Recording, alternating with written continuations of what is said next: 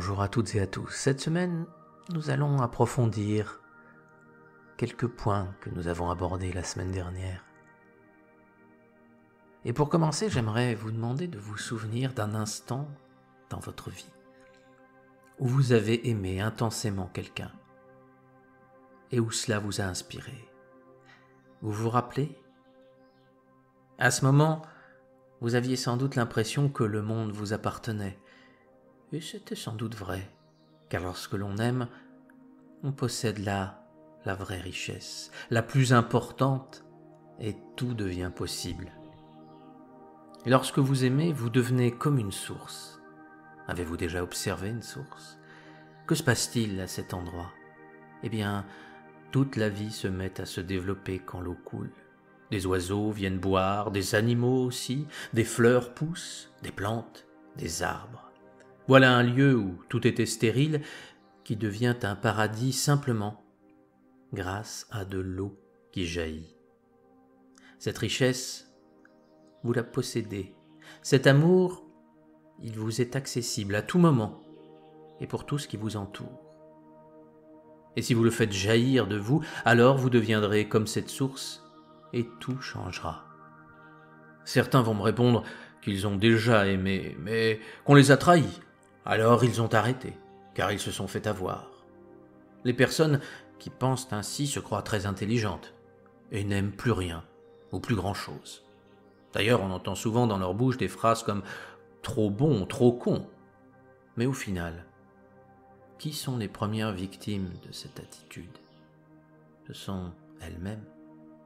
Leurs sources s'arrêtent de couler. Et ils deviennent comme des déserts où plus rien ne pousse, où il n'y a quasiment plus aucune vie, seules restent quelques plantes qui piquent. Et on se croit très sage à agir ainsi. Mais il n'y a rien d'intelligent. C'est simplement que l'on n'a pas su aimer. L'amour n'est pas une chose qui doit être conditionnelle. On n'aime pas quelqu'un parce que ceci ou parce que cela. On aime tout simplement car aimer est une récompense en soi.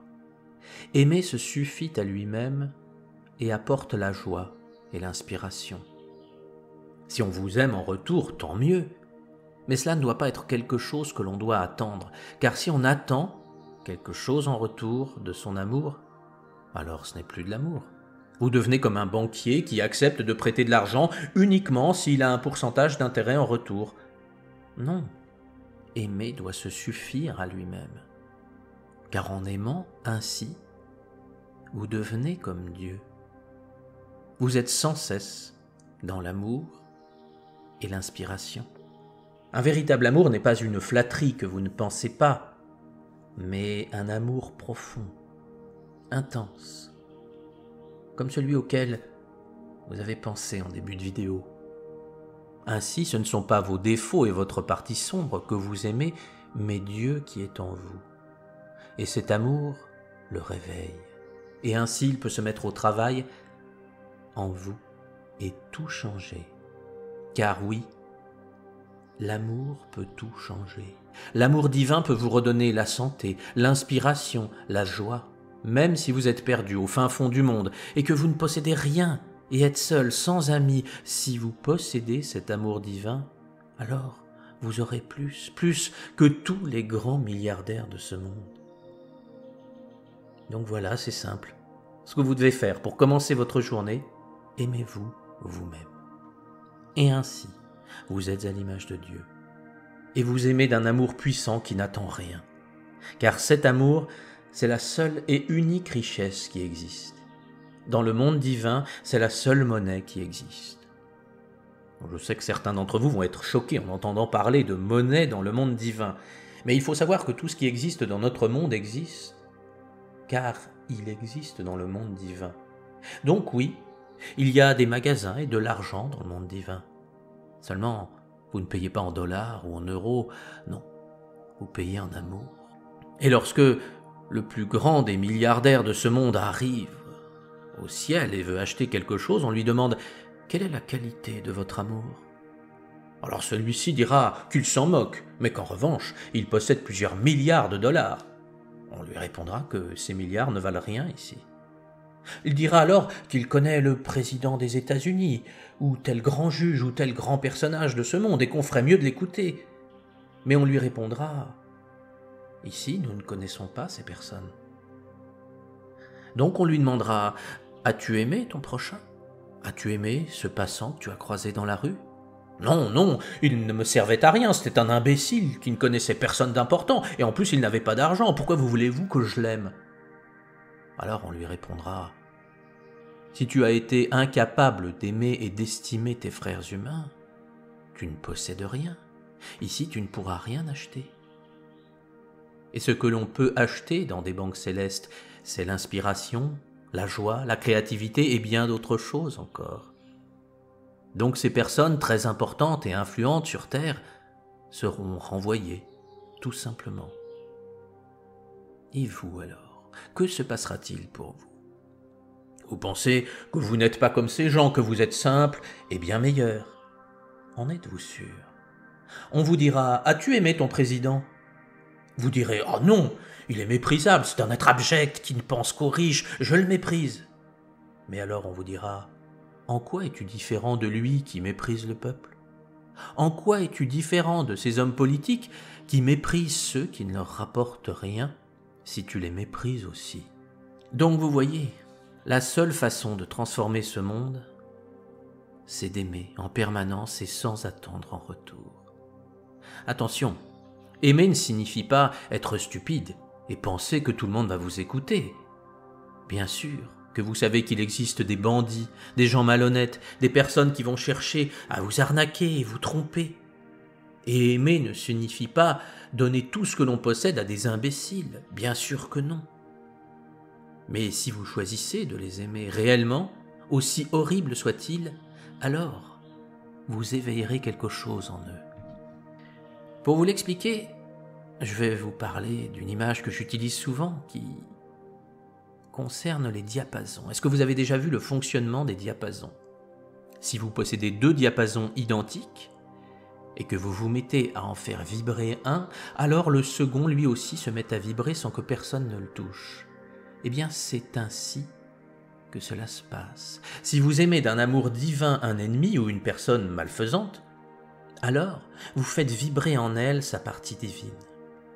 Et cette personne est obligée, grâce à cette vibration, de se regarder elle-même. Et elle constate que tout ce qu'elle fait n'est pas très fameux.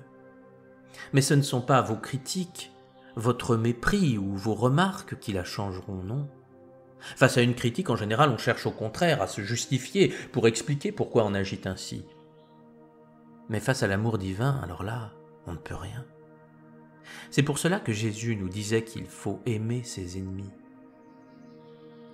Bien sûr, ne commencez pas par aimer vos ennemis si vous ne savez pas vous aimer vous-même, car vous n'y arriverez pas. C'est une tâche trop difficile. Vous devez commencer à aimer des choses plus simples. Aimer le soleil qui se lève, aimer un animal, aimer une fleur qui vous offre avec désintérêt toute la beauté du monde. Commencez par aimer les choses qui vous inspirent, et ensuite, petit à petit, quand votre amour devient de plus en plus puissant, vous pourrez aimer des gens répugnants, mais pas tout de suite.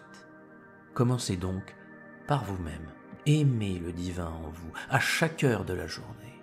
Recentrez-vous sur vous-même et ayez un amour profond pour le divin qui vous habite. En général, quand je parle de cet exercice, les gens me répondent qu'ils n'ont pas le temps pour cela, parce qu'ils sont trop occupés. Oui, c'est un peu comme si Jésus venait frapper à leur porte, et ils ouvrent la porte et regardent Jésus dans les yeux. Celui-ci demande à être accueilli dans leur maison, et ils lui répondent « Ah non, désolé Seigneur Jésus, on n'a pas le temps. Moi j'ai les courses à faire, j'ai les enfants à déposer à l'école, reviens plus tard, ou enfin mieux, tiens, la semaine prochaine, parce que là, j'ai pas de temps pour toi. » Eh oui, il y a des gens qui sont ainsi. Donc c'est simple, si vous n'avez pas le temps d'aimer de manière divine, alors, eh bien vous aurez du temps pour les soucis, vous aurez du temps pour les tracas, pour les critiques, pour la peine, pour les désillusions, croyez-moi. Vous aurez tout votre temps pour cela.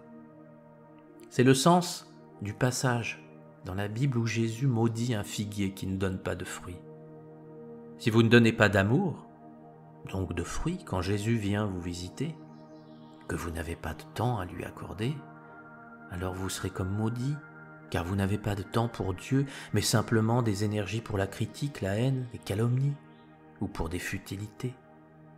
Et ainsi vous devenez un figuier desséché. Donc dès aujourd'hui, commencez à aimer sans attendre quelque chose en retour, et ceci est à votre portée. Vous pouvez aimer simplement tout ce qui vous entoure, en commençant par vous-même, je le répète. Un véritable amour, désintéressé, un amour divin.